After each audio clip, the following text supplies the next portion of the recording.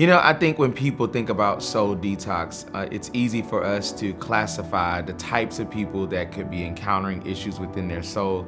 And sometimes we don't even recognize that no matter how long we've been in the faith, how long we've served God, if we have not dealt with the baggage that has lingered around our lives, we will find ourselves in a position where our soul needs some type of freedom brought to it. About 2 years ago, and some of you have heard this story before, but about 2 years ago, I found myself in the midst of a burnout. And as I was navigating burnout, there were some issues within my own soul that needed to be addressed. Some things that had come in based upon some traumatic situations that I had encountered.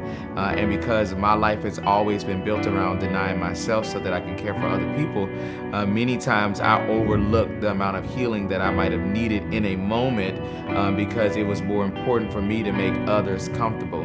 The burnout, what it did for me is put me in a position where I did not have the strength to necessarily overcome the things that needed to be addressed. And I found myself in a position where I had to come head on with some areas that needed to be healed, some hurt that I had experienced from people who were very close to me, things that I had held on to, maybe even some levels of unforgiveness that I didn't even know existed because in me, I had been moving forward, but I had really been finding myself walking forward, but not moving forward per se, causing myself to fast forward, hit that fast forward button without actually going through and navigating each component.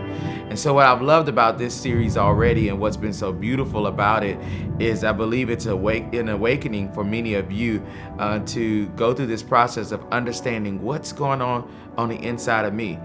For me, as I went through that process, there were a lot of scriptures that I had to read, a lot of praying that I had to do. I had to sit myself on the couch with a Christian counselor to help me to determine what was actually going on. And then I had to do my work. And part of doing my work was also involving the people who needed to be addressed as a part of me making the necessary changes so that I can heal. And so I'm excited. I'm so glad that so many of you were impacted last week in the message. So many of you have been impacted in the videos that we put out this week. But I'm more excited about today because I believe that today is a moment of freedom for you. I want you to know that freedom is not something that, it happens momentarily, but it's something that has to be maintained. Something that you have to continue to do the work over and over and over and over again. And so we're going to have a great moment today. But I want to bring you past just something that is momentary into something that can be ongoing to keep you free. I had a burnout 2 years ago, but I also had one a year ago. This year I didn't have it because I did some necessary work to make sure that I don't get back there.